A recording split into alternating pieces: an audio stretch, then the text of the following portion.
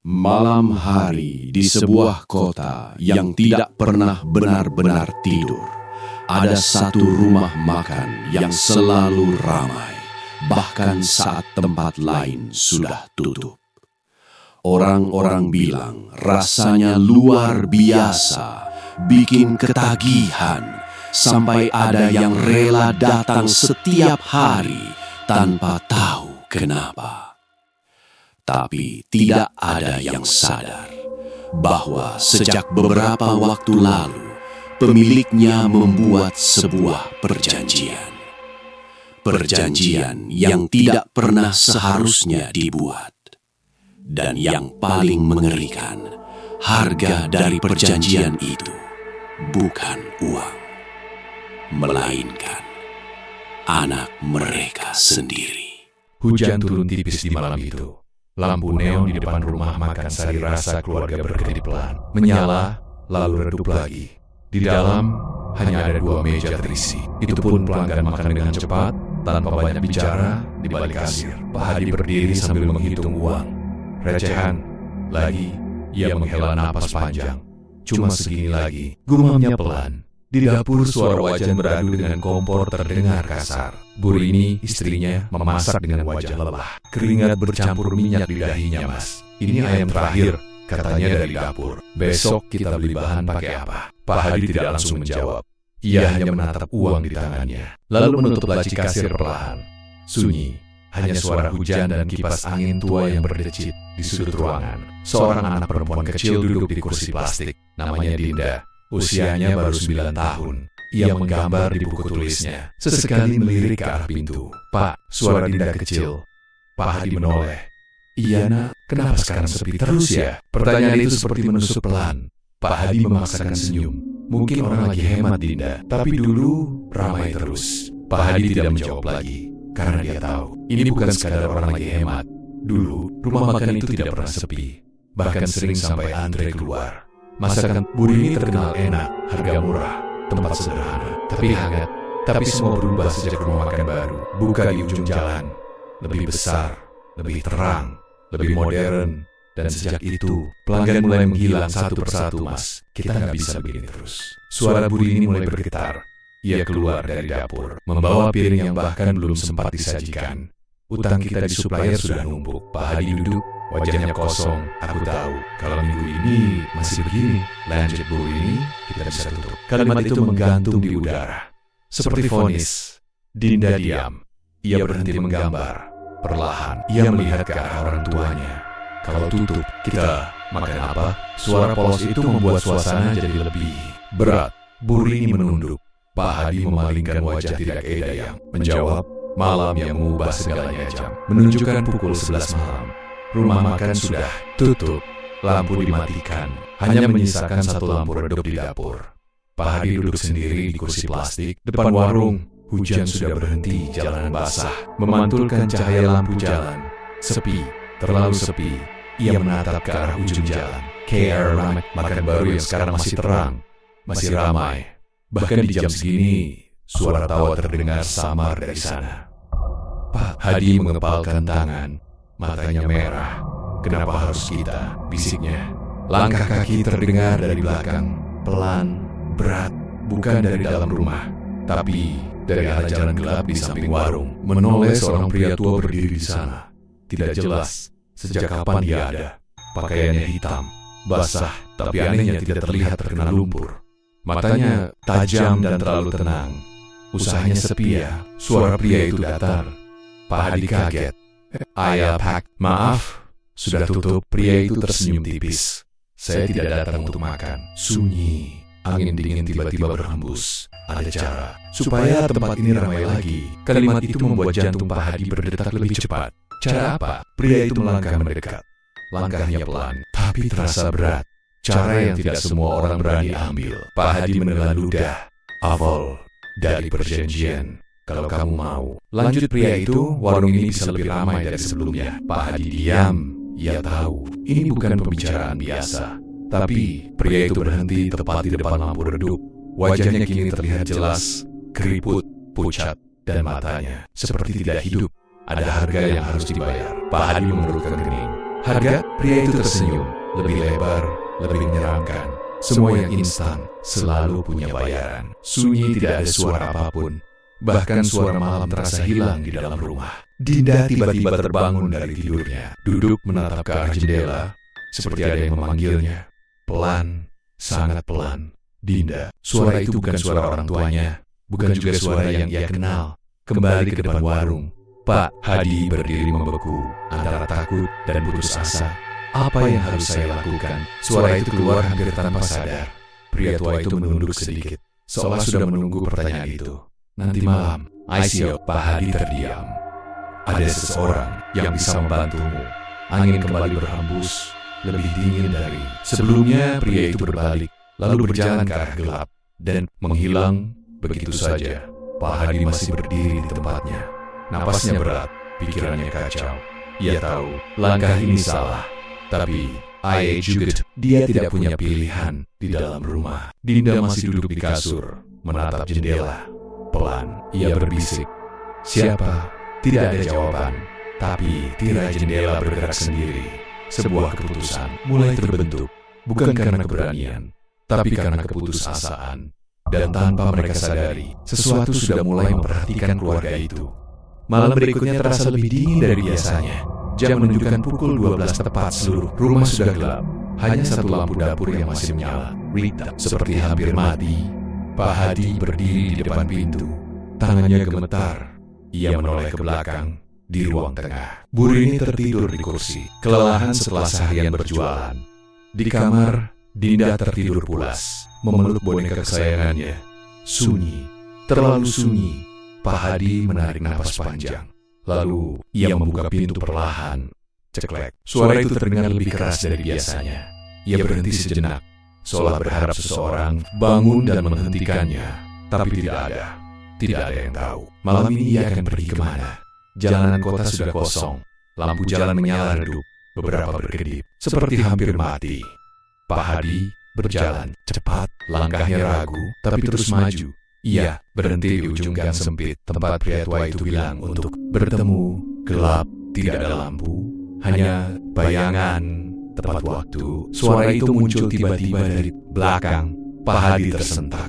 Pria tua itu sudah berdiri di sana, tanpa suara langkah, tanpa tanda kehadiran. Ayo, kata pria itu pelan. Tanpa menunggu jawaban, ia langsung berjalan masuk ke gang. Pak Hadi ragu sesaat, lalu mengikutinya. Semakin dalam mereka berjalan, suasana berubah. Udara terasa lebih berat, bau tanah basah, bercampur bau sesuatu yang tidak enak. Seperti sesuatu yang membusuk. Pak, ini kemana? Suara Pak Hadi mulai bergetar. Tempat kamu meminta, jawab pria itu singkat di ujung gang. Ada sebuah rumah tua, catnya mengelupas. Pintu kayunya hitam. Dan yang paling aneh, tidak ada suara apapun dari dalam. Tidak ada lampu, tapi terasa ada yang hidup di dalamnya. Pria tua itu mengetuk pintu. Tuk, tuk, pelan tapi menggema. Beberapa detik kemudian, pintu terbuka sendiri. Tidak ada yang terlihat di baliknya. Hanya gelap. Masuk, kata pria itu. Pak Hadi menelan ludah. Kakinya terasa berat, tapi ia tetap melangkah masuk di dalam. Ruangan hanya diterangi beberapa lilin. Asap dupa memenuhi udara, membuat napas terasa sesak. Di tengah ruangan, duduk seseorang perempuan tua, rambutnya panjang, kusut, sebagian menutupi wajahnya. Tubuhnya kurus, terlalu kurus. Ia tidak menoleh, tapi berbicara akhirnya datang juga. Suara itu serak, seperti berasal dari tenggorokan yang kering. Pak Hadi berdiri kaku. Saya mau usaha saya ramai lagi. Perempuan itu tertawa pelan, suara yang tidak nyaman didengar. Semua orang datang dengan alasan yang sama. Ia perlahan mengangkat wajahnya. Dan saat itulah, Pak Hadi menahan napas matanya. Tidak sama, salah satunya putih pucat, yang lain hitam pekat. Kamu siap bayar harganya? Langsung, tanpa basa-basi, Pak Hadi ragu. Memangnya, apa yang harus saya bayar? Perempuan itu tersenyum, lambat, menyeramkan. Belum sekarang. Ia berdiri, tubuhnya bergoyang pelan, seperti tidak stabil. Tapi, kamu harus mulai dulu. Perempuan itu mengambil mangkuk kecil, berisi cairan hitam, kental, dan berbau anyir. Ini, katanya, menyerahkan ke Pak Hadi. Campurkan ke masakanmu besok. Pak Hadi mundur sedikit. Itu, apa? Perempuan itu mendekat. Sangat dekat. sampai Pak Hadi bisa mencium bau napasnya. Busuk, tidak penting kamu tahu, sunyi. Yang penting, setelah orang akan datang. Pak Hadi menatap mangkuk itu. Tangannya gemetar. Kalau saya tidak lakukan, perempuan itu berhenti, lalu tersenyum lebih lebar. Berarti kamu tidak ingin diselamatkan. Pria tua di belakang tiba-tiba bicara. Kesempatan tidak datang 2 kali. Beberapa detik, Pak Hadi hanya diam. Lalu, perlahan, ia menerima mangkuk itu. Perempuan itu tertawa. Pelan, tapi penuh arti. Bagus, satu hal, kata perempuan itu. Pak Hadi menoleh. Jangan pernah berhenti setelah mulai. Kalau kamu berhenti, ia mendekat, berbisik di telinga Pak Hadi yang datang. Tidak akan pergi. Pak Hadi membeku, Pak Hadi pulang menjelang. Subuh, langit masih gelap, udara dingin menusuk. Ia masuk rumah perlahan. Semua masih tertidur, seolah tidak ada yang terjadi. Ia masuk ke dapur menatap mangkuk hitam itu. Tiba-tiba, dari bak suara kecil terdengar. Pak Hadi langsung menoleh. Dinda berdiri di sana dengan mata setengah terbuka. Bapak dari mana? Pak Hadi gugup. Bapak cuma keluar sebentar. Dinda menatap mangkuk di tangan ayahnya. Bawa apa itu? Pak Hadi sepat-sepat menyembunyikannya. Bukan apa-apa, nada suaranya terlalu keras. Dinda terdiam lalu pelan. Ia berkata, tadi ada yang masuk ke kamar Dinda. Pak Hadi membeku. Apa? Dinda menunduk. Dia duduk di ujung kasur. Sunyi. Dia bilang, kita akan sering ketemu. Jantung Pak Hadi langsung berdetak kencang. Siapa? Dinda menggeleng. Dinda nggak tahu. Lalu ia menatap ayahnya dengan wajah polos. Tapi kalimat berikutnya membuat suasana jadi dingin. Matanya sama kayak orang yang di belakang Bapak. Pak Hadi langsung menoleh ke belakang. Kosong. Tidak ada siapa-siapa. Subuh itu, ritual sudah dimulai. Tanpa disadari, sesuatu sudah masuk, bukan ke rumah makan, tapi ke dalam rumah mereka. Dan mulai saat itu, Dinda tidak pernah banner-banner sendirian lagi. Pagi itu, udara terasa biasa saja, seolah tidak ada yang berubah.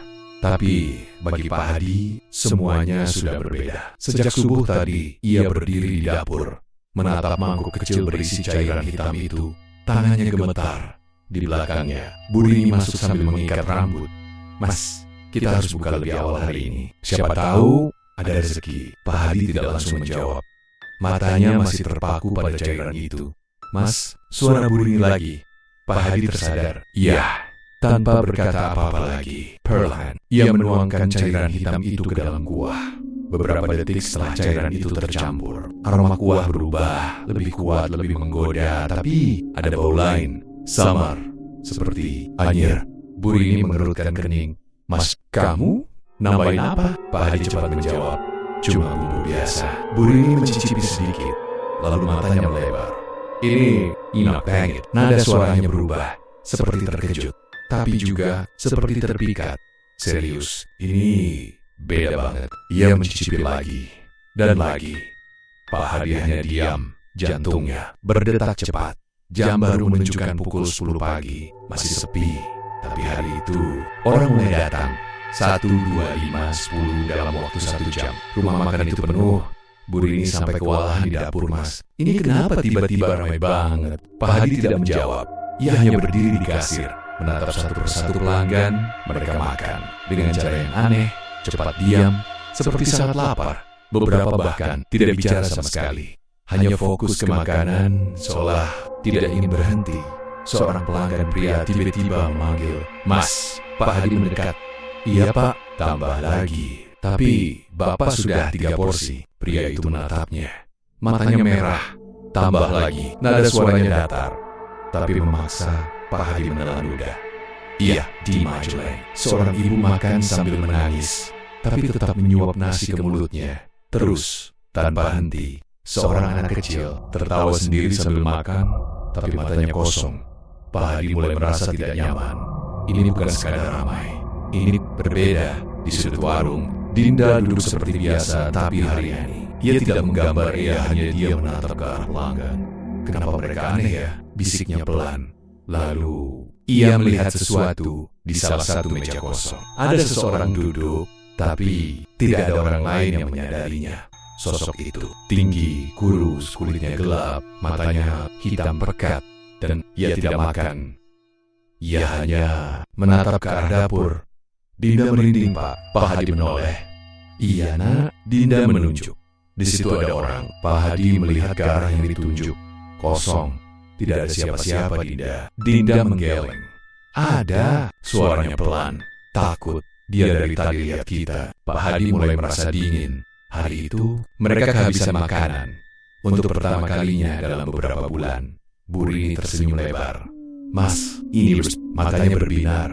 Ternyata kita masih bisa bangkit. Pak Hadi memaksakan senyum, tapi hatinya tidak tenang. Malamnya, setelah warung tutup, suasana jadi sunyi lagi. Terlalu sunyi. Pak Hadi sedang menghitung uang. Banyak, sangat banyak dibanding hari-hari sebelumnya. Tiba-tiba, suara pintu dapur terbuka sendiri. Pak Hadi menoleh cepat. Rini tidak ada jawaban. Ia berjalan pelan ke dapur. Lampu dapur mati, padahal tadi masih menyala. Rini, langkahnya pelan, jantungnya berdegup keras, dan saat ia sampai di dapur, ia melihat sesuatu. Panci besar yang tadi kosong, sekarang terisi penuh. Kuah masih hangat, masih mengepul, padahal tidak ada yang memasak. Pak Hadi mundur perlahan, napasnya tercekat. Tiba-tiba, dari belakangnya, ada suara, "Jangan berhenti." Pak Hadi membeku. Itu suara perempuan tua dukun itu. Padahal tidak ada siapa-siapa di sana. Di kamar, Dinda terbangun lagi. Ia duduk perlahan. Kali ini, ia tidak sendirian. Sosok itu ada di sana, duduk di kursinya. Lebih jelas dari sebelumnya, kulitnya seperti terbakar, matanya hitam seluruhnya, dan senyumnya terlalu lebar. "Sekarang, kamu bisa lihat aku." Ya, Dinda tidak bisa bergerak. Rumah ini sudah dibuka. Sosok itu berdiri, pelan. Dan aku tidak datang sendirian. Tiba di sudut-sudut kamar muncul bayangan lain, banyak, mengelilingi Dinda hari itu. Warung mereka kembali ramai, lebih ramai dari sebelumnya. Tapi yang tidak semuanya manusia, dan tanpa disadari yang dimakan pelanggan bukan sekadar makanan, melainkan sesuatu yang mulai mengikat mereka semua. Hari ketiga setelah warung kembali ramai, semuanya terlihat semakin sukses. Terlalu sukses sejak pagi. Antrian sudah mengular. Bahkan sebelum warung buka, orang-orang berdiri, diam, tidak banyak bicara, tidak ada yang mengeluh. Mereka hanya menunggu dengan sabar. Terlalu sabar, Mas. "Cepat sedikit!" teriak Bu Rini dari dapur. Tangannya tidak berhenti memasak, wajahnya berkeringat. Tapi ada sesuatu yang berbeda. Matanya lebih tajam, lebih fokus, seperti bukan hanya sekadar memasak. "Ini aneh," bisik Pak Hadi pelan. Seorang pelanggan tiba-tiba berdiri dari kursinya. Tubuhnya kaku, ia berjalan pelan ke arah kasir. "Mas," suaranya berat. "Iya, Pak, kalau saya makan di sini terus, saya tidak akan lapar lagi, kan?" Pertanyaan itu membuat Pak Hadi terdiam. "Apa maksudnya, Pak?" Pria itu tersenyum. "Tadi malam saya mimpi." Ia mendekat, sangat dekat. Di mimpi itu, saya makan di sini. Napasnya berat. Dan ada yang bilang, kalau saya terus makan di sini. Ia berhenti. "Saya tidak akan pernah merasa kosong lagi." Sunyi. Pak Hadi tidak bisa menjawab. Pria itu kembali ke mejanya, duduk dan makan lagi di dalam rumah. Dinda tidak mau keluar kamar. Bu Rini mengetuk pintu. "Dinda, keluar, bantu ibu." Tidak ada jawaban Dinda. Akhirnya pintu dibuka pelan. Wajah Dinda pucat, matanya sembab. "Ada apa sih kamu?" tanya Bu Rini kesal. Dinda menunduk. Mereka makin banyak. Bu Rini mengerutkan kening. "Siapa?" Dinda tidak menjawab. Ia hanya menunjuk ke arah ruang tengah. Bu Rini menoleh. "Kosong. Jangan aneh-aneh, Dinda. Ibu lagi sibuk." Nada suaranya meninggi. Dinda terdiam, air matanya mulai jatuh. Mereka duduk di kursi itu. Suasana tiba-tiba terasa dingin. Tadi malam, mereka berdiri di dekat tempat tidur Dinda. Bu Rini mulai tidak sabar. "Sudah, jangan ngomong yang tidak jelas." Ia menarik tangan Dinda. "Bantu ibu di warung, di dapur." Kejadian aneh mulai sering terjadi. Pisau jatuh sendiri, air menyala tanpa dibuka, dan suara bisikan, "Tambah lagi, jangan berhenti. Masak lebih banyak." Bu Rini mulai sering berhenti, menoleh ke belakang. "Mas, kamu dengar nggak?" bisiknya. Pak Hadi diam. Ia juga mendengar, tapi ia pura-pura tidak. Sore itu, seorang pelanggan tiba-tiba muntah. Semua orang menoleh. Muntahannya hitam, kental, seperti cairan yang dulu diberikan dukun itu.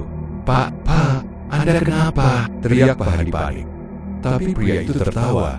Di tengah muntahannya, enak. Ia tersenyum lebar. Ini enak banget. Lalu, ia kembali makan. Seolah tidak terjadi apa-apa. Semua pelanggan lain tetap makan. Tidak ada yang panik, tidak ada yang berhenti. Seolah kejadian itu normal. Malamnya, rumah kembali sunyi, tapi tidak damai. Dinda duduk di ruang tengah, sendiri. Lampu berkedip pelan. Pak, suaranya lirih. Pak Hadi duduk di depannya.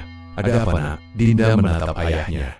Berhenti ya, Pak. Kalimat itu membuat Pak Hadi membeku. Berhenti apa? Dinda menangis mereka belang. Kalau kita terus begini, ia terisak. Aku yang nanti diambil. Sunyi. Pak Hadi langsung berdiri. Jangan ngomong sembarangan. Suara itu keras. Terlalu keras. Dinda kaget. Aku serius, Pak. Tadi mereka bilang aku yang paling cocok. Pak Hadi menampar meja. Cukup. Ruangan langsung sunyi. Bu Rini keluar dari dapur. Ada apa ini? Dinda menangis. Bapak nggak percaya. Bu Rini mendesak kesal. Sudah, jangan bikin masalah. Ia menarik Dinda. Kamu cuma halusinasi. Dinda menatap ibunya dengan tatapan yang berbeda. Bukan halusinasi. Ia berbisik. Mereka di belakang ibu. Bu Rini langsung menoleh. Kosong. Tapi angin dingin lewat di lehernya. Tengah malam, Pak Hadi terbangun. Ia mendengar suara dari dapur. Pelan. Seperti seseorang sedang memasak. Ia berjalan perlahan. Langkahnya hati-hati. Saat sampai di dapur, ia melihat sesuatu yang membuat tubuhnya lemas. Bu Rini berdiri di depan kompor, memasak dalam gelap tanpa menyalakan lampu. Tangannya bergerak cepat, tidak wajar. Bu Rini tidak menjawab. Ia terus memasak. Lalu, pelan, ia bicara. Terlalu sedikit. Pak Hadi merinding. Apa? Bu Rini menoleh. Matanya bukan seperti biasanya. Kosong. Masakan kita masih kurang. Ia tersenyum.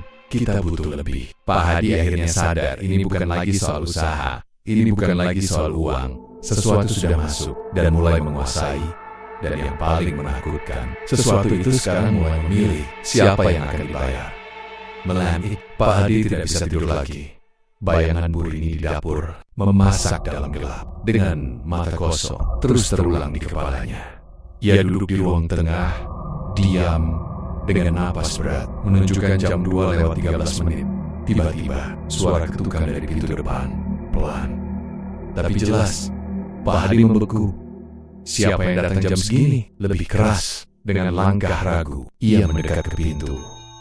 Tangannya gemetar saat membuka kunci. Ceklek, pintu terbuka.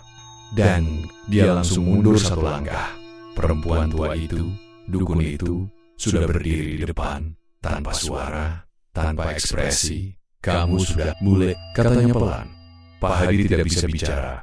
Dan sekarang, lanjutnya sudah waktunya kamu tahu harga sebenarnya di dalam rumah. Dukun itu duduk di kursi, tidak ada yang mengundangnya. Masuk tapi dia sudah ada di dalam. Bu Rini keluar dari dapur saat melihat dukun itu. Ia tidak kaget, justru ia seperti mengenal. Akhirnya datang juga, kata Bu Rini pelan. Pak Hadi menoleh cepat. Kamu tahu dia? Bu Rini tidak menjawab. Matanya masih terpaku pada dukun itu. Seolah sudah lama menunggu. Dukun itu tersenyum tipis. Kalian berdua sudah merasakan hasilnya kan? Sunyi. Warung ramai. Uang mengalir. Orang-orang datang tanpa henti. Ia menunduk sedikit. Tapi kalian lupa satu hal. Pak Hadi menelan ludah. Semua itu tidak gratis. Dukun itu mengeluarkan sesuatu dari tasnya. Kain hitam dililit rapat. Ia membukanya perlahan. Di dalamnya ada rambut, kuku, dan sepotong kain kecil berwarna merah. Pak Hadi langsung merinding. Itu apa? Dukun itu menatapnya. Itu bagian dari perjanjian. Bu Rini maju satu langkah. Apa yang harus kita bayar? Suaranya pelan. Dukun itu tersenyum. Kalian punya satu anak. Sunyi. Pak Hadi langsung berdiri. Jangan macam-macam. Suasana langsung tegang. Dukun itu tidak terkejut. Tenang. Ia mengangkat tangannya. Bukan sekarang. Kalimat itu justru lebih menakutkan. Perjanjian ini. Lanjutnya, butuh waktu. Ia menunjuk ke arah dapur. Selama kalian terus memberi, selama kalian tidak berhenti, usaha kalian akan terus hidup. Pak Hadi gemetar. Dan kalau kami berhenti, dukun itu diam. Beberapa detik, lalu ia tersenyum lebih lebar. Yang sudah datang, tidak akan pergi. Di balik pintu kamar, Dinda berdiri, diam, mendengar semuanya. Air matanya jatuh tanpa suara. Jadi, benar, ia menutup mulutnya sendiri. Bapak, ibu, suaranya hancur. Kembali ke ruang tengah. Bu Rini duduk perlahan, wajahnya kosong. Kalau cuma itu harganya, Pak Hadi langsung menoleh. Kamu gila, Bu Rini menatapnya. Matanya tidak sama lagi.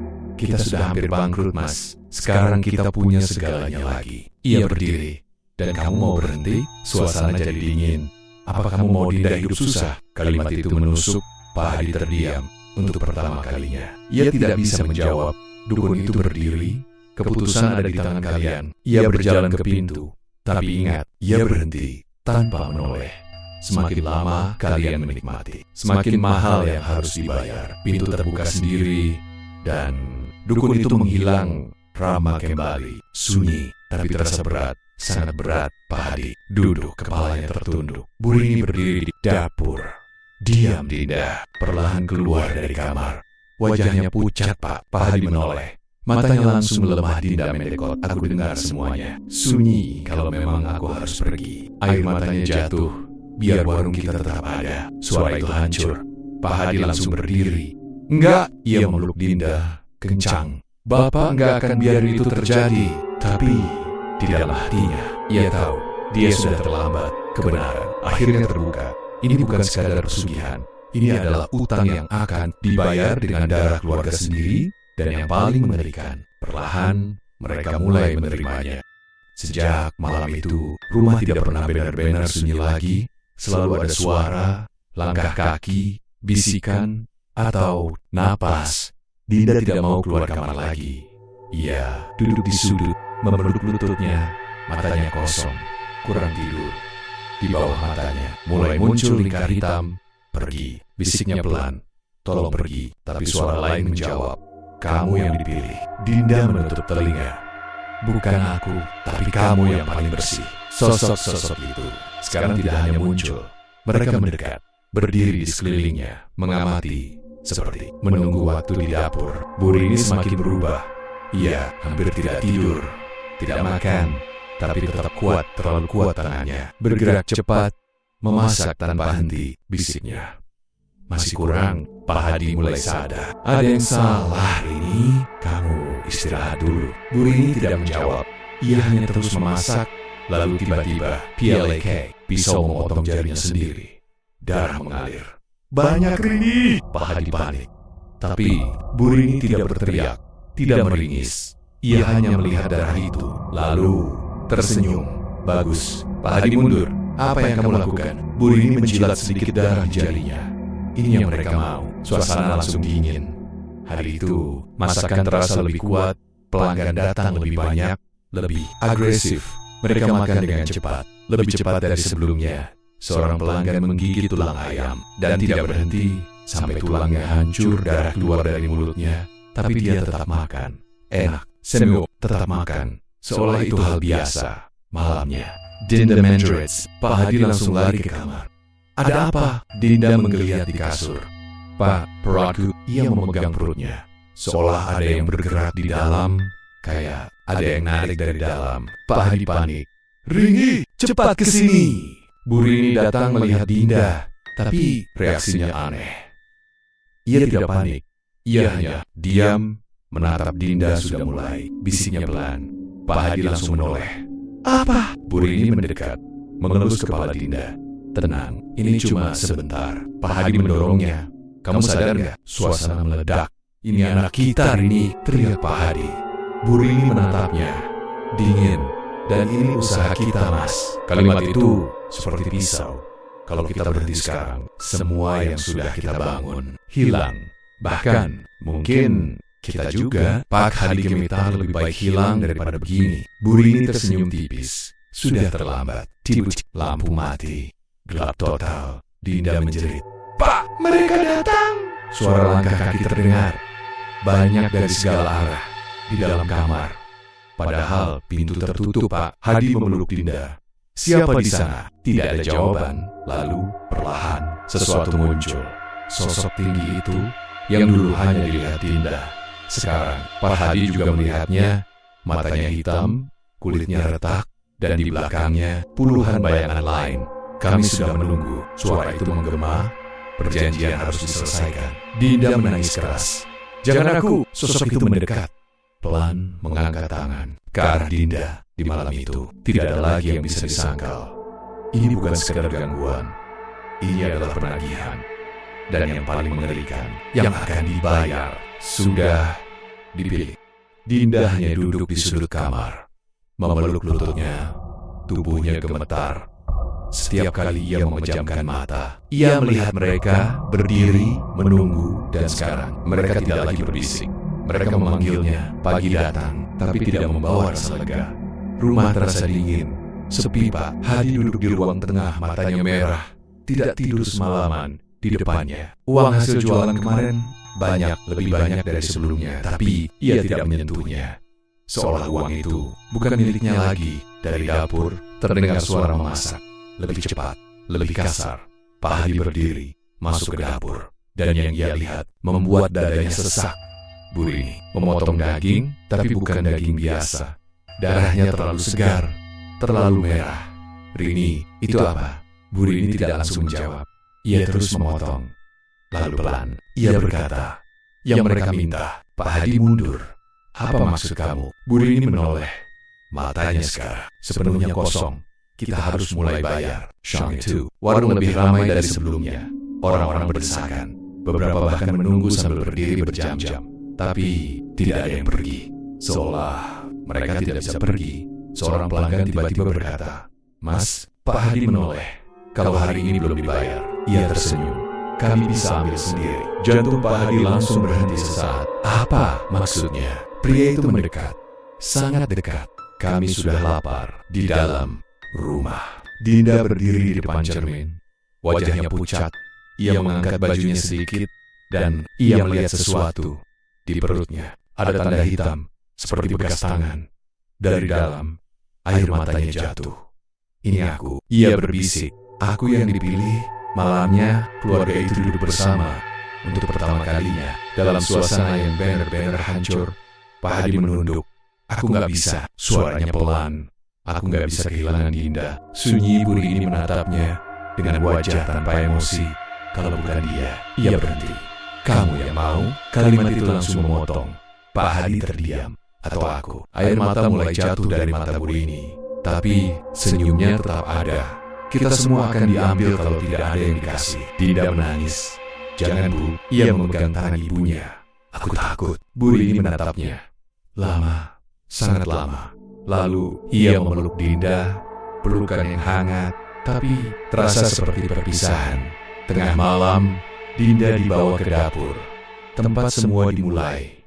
Lilin menyala, asap memenuhi ruangan.